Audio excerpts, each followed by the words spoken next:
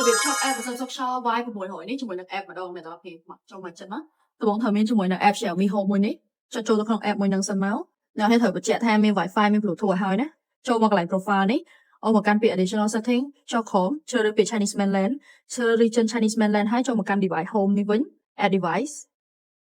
នេះអ្នកនរគ្នាឃើញ detect មកអត់បើអត់ detect ទេអាច search ខាងលើនេះបានណាឲ្យតើអ្នកនរគ្នាសេឈ្មោះត្រូវហើយជ្រើសរើស Wi-Fi ដាក់ password Wi-Fi next មករងចាំឲ្យវាធ្វើការភ្ជាប់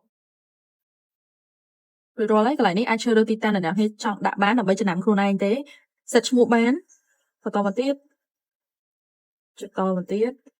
តោះចាប់ដើមនេះអ្នកនរគ្នាបន្ទាប់ពីធ្វើការភ្ជាប់ app រួចនេះគឺជា function នៅក្នុង app ហើយដែលសំខាន់ហ្នឹងគឺអ្នកនរគ្នាអាចមើលដឹងជាមួយនឹង PM 2.5ហើយសំខាន់ទៅមើលជាមួយនឹង history បានទៀតអញ្ចឹងនៅពេលដែលអ្នកនរគ្នាប្រើប្រាស់ទៅវានឹង load ឲ្យចេញជាក្រាបឲ្យអ្នកនរគ្នាមើលហ្មងអញ្ចឹងនៅលើនេះគឺគេប្រាក់ពីកម្រិត